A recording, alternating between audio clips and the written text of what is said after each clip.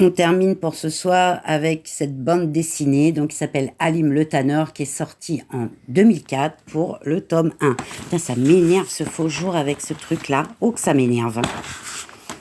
Ah, excusez-moi, mais ça m'énerve. Donc voilà. Donc c'est Halim le Tanneur. Donc ça, c'est le tome 1. Et on a donc le 2, le 3 et le 4. Donc, pour l'histoire, j'ai mis 3 étoiles. Donc, on est dans l'empire de Gizameth.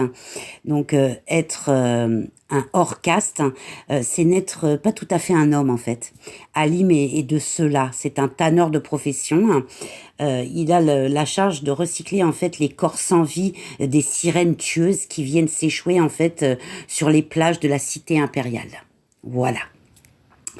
Mais le destin, en fait, redistribue parfois les rôles, hélas. Et un soir, pas comme les autres, il y a l'océan, en fait, qui vient confier au plus humble des hommes le plus grand des secrets.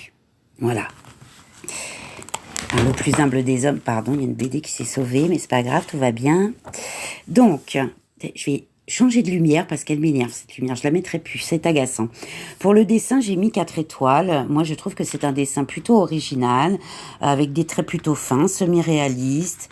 On peut dire que pour les visages, par moments, peut être un peu caricatural. De belles couleurs, je trouve, aussi bien chaudes que froides.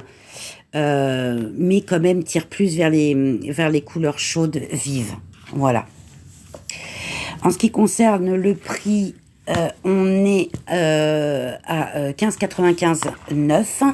Et au niveau de l'occasion, vous pouvez les trouver à moins de 3 euros selon les tomes, bien entendu, comme d'habitude. Ouais, m'énerve cette lumière, ça m'agace.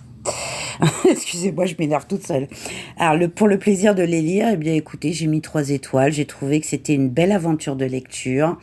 Ça se lit facilement et c'est aussi bien pour les grands ados que pour les adultes. Donc, franchement, je recommande. C'est une belle aventure. Ça se lit facilement et surtout, c'est très original, assez futuriste et ça donne envie de lire la suite, en fait. Voilà, tout simplement. Donc, bon.